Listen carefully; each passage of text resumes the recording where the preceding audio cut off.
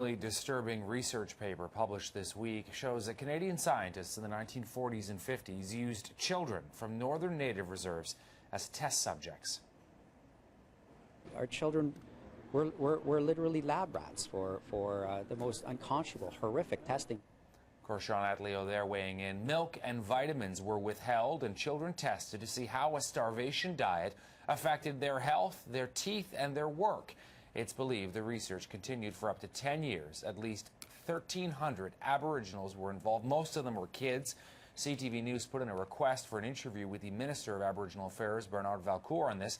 He was unavailable. His office provided us, though, with this statement saying, quote, "We are concerned about these allegations and officials are looking into this matter. If the story is true, this is abhorrent and completely unacceptable."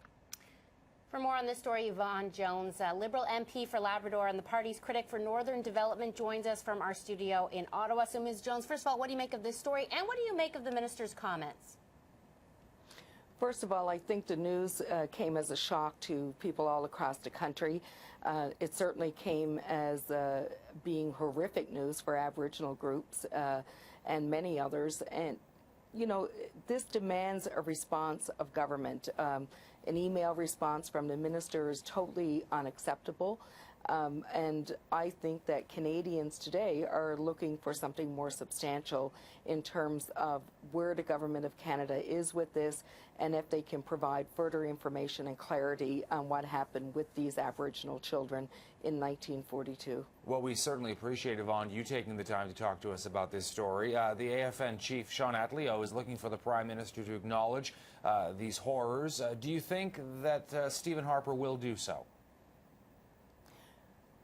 I don't want to speculate on what he will do because, as you know, this is the same Prime Minister that did offer an apology to people on residential schools, but that apology obviously came without a lot of meaning behind it, because, as you know, the Truth and Reconciliation Board today is operating without adequate funding to deal with these issues, and in fact they're in the courts trying to get information that is in the ownership of the Government of Canada today, and the government is fighting them on it.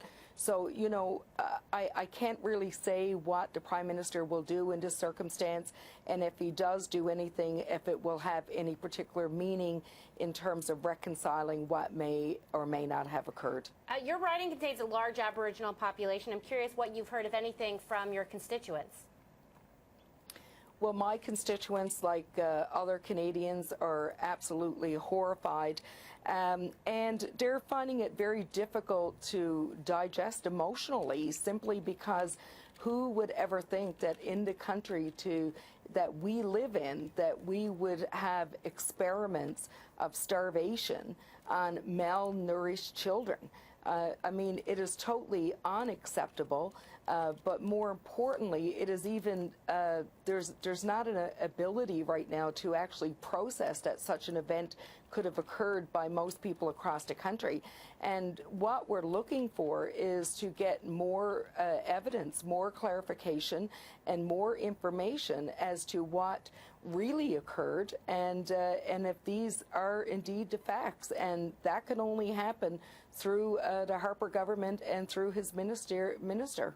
Right. I just want to point out that this work was done by a gentleman by the name of Ian Mosby with Guelph University, and his area of expertise focuses on the history of food in Canada. I mean, this could be, well, sort of a pattern, Yvonne, that we have seen over many, many decades in terms of the treatment of Aboriginals in this country. Well, we have a shameful history when it comes to how we've treated our Aboriginal people in this country, and still today, you know, we don't have a great record to stand on as a country, which is unfortunate. We still have a lot of land claims that are outstanding. We still have many Aboriginal children, as we do other Canadian children, that are still living in poverty in this country. But you look to Aboriginal communities today, and what you'll find is food, good nourishment for children and good food for them is still unaffordable for many families. So, you know, we still have a very shameful record of providing for Aboriginal people in this country. And if such an event occurred, as was outlined in the media and outlined by others, then I think there is a response that is required from the Government of Canada, and we would look to the Prime Minister to have that response.